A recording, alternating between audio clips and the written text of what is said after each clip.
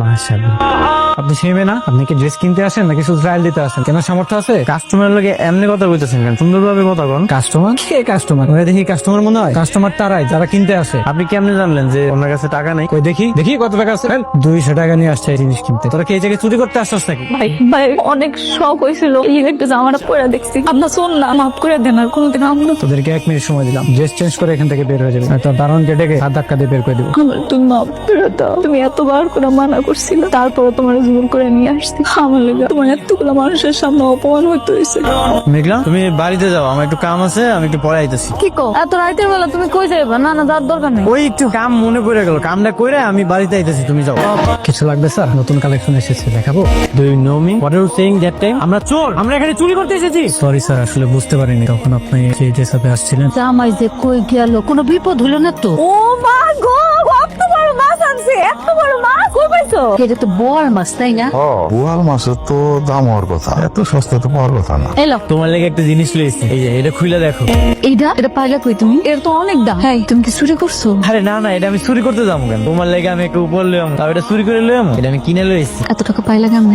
আমগো অফিসের একজন সিকিউরিটি আছে, ওনার কাছ থেকে আমি টাকা ধার লইছি, আর কইছি মাসে মাসে বেতন পাইলে ওনার টাকা দিয়েছি। না না, কোনো দরকার নাই। তুমি এখন এটা ফেরত দিয়ে টাকা ফেরত দিয়ে দাও। কি কইতাছো তুমি? তুমি এত শখ করছো, এত পছন্দ করছো এই জিনিসটা, এই জন্য ভাবলাম যে ধার দেন যাই করি না কেন, তোমার আমি এই জিনিসটা কিনাই দিব, এর লেগে কিনা লইছি। আমার মাথা ধার দিয়ে কথা দাও। তুমি আমার লেগে আর কোনোদিন ধার দেনা করবা না। ঠিক আছে, আমি কোনোদিন ধার দেনা করবো না। আমি চাই না আমার শখ পূরণ করানোর লেগে তুমি ধার দেনা করো। আমি জানি ধার দেনা করলে মাথার উপরে কত টেনশন থাকে, শান্তিতে ঘুমান যায় না। আমার স্বপ্ন পূরণের লেগে তুমি এত কষ্ট করবা না, তা হইতে পারে না। তুমি আর কোনোদিন এমন করবা না। ভাবি তো অফিস চলে এসছে। ভাবি কি বলিস এত ভাবা চিন্তা নেই, ড্রেসটা চেঞ্জ করতে হবে। চাচা, আপনি ব্লেজারটা পরেন। কি বলছেন স্যার? হ্যাঁ, যেটা বলছি সেটা করেন, এটা পরেন।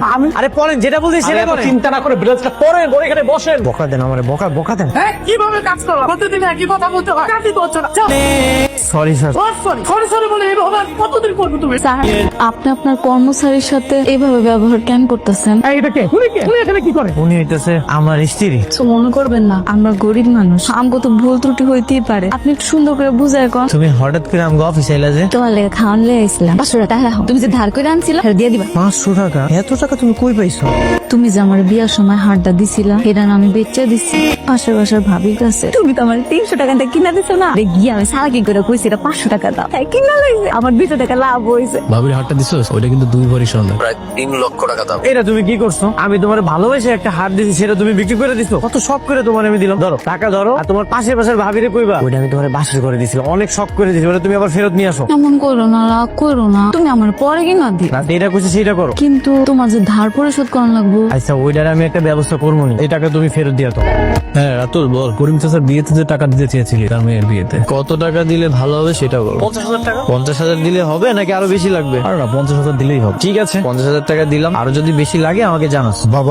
বাবা 50,000 টাকা কিসে লাগবো? কোনো সমস্যা? তেমন কিছু না আব্বা, একটা ভালো চাকরির খবর পাইছি, ওই জায়গায় অনেক টাকা ঘুষ দেওয়া লাগবে। 50,000 টাকা ঘুষ? হ্যাঁ আব্বা, 50,000 টাকা ঘুষ দিলে এই যে চেয়ার টেবিল দেবো, ওই জায়গায় বসে বসে আমি কাম করতে পারবো। টাকাগুলা জোগাড় করে দিতে পারলে জামাই ভালো একটা চাকরি হতো। আচ্ছা মা, তুমগো জামাই কি তোমার কাছে টাকা চাইছে? না, তা চায় না, কিন্তু আমারও তো ইচ্ছা হয় যে আমার জামা একটা ভালো চাকরি করবো। তুমি কি একটু চেষ্টা করে দেখবা টাকাগুলা জোগাড় করে দিতে পারো কিনা? মহাজনের সাথে একটু কথা কয়ে দেখবা। লালগুন মহাজন, একটা দরকারে ফোন দিলাম মহাজন, আমার না 50,000 টাকা দরকার। 50,000 টাকা? 50,000 টাকা কি হাতে মনে কি চাইলেই পাওয়া যায়? আব্বা, মহাজনে কি কইছে? দিতে পারবো না। থাক আব্বা, চিন্তা করো না, আল্লাহ একটা ব্যবস্থা করে দিব। আচ্ছা তুই আর কতদিন এভাবে নিজেকে লুকিয়ে রাখবি? তোর পরিচয়টা ওদেরকে জানাবি না? এখন সময় আসেনি, সময় আসুক তারপর বলবো। আমার চায়ের দোকানটা বেশি আলাইছি। কি এত বড় পাগলামি কেন করতে গেছো তুমি? আগলাম কিসে? আমাকে ছেলে থাকলে করতাম না? এইখানে 50,000 টাকা আছে, তোমার চাকরির জন্য তোমার শ্বশুর আব্বা জোগাড় করছে। এতগুলো টাকা আপনারা কেমনে ব্যবস্থা করলেন? ওই একজনের থেকে আমার কি? এতগুলো টাকা একজনের থেকে আনছেন? আমার তো বিশ্বাস হইতেছে না, সত্যি করে কোন তো এতগুলো টাকা কোন জায়গা থেকে আনছেন? আমি মিথ্যা কথা করতে পারি না। আব্বা আব্বার একমাত্র সম্বল, চায়ের দোকানটা বেচে দিচ্ছে।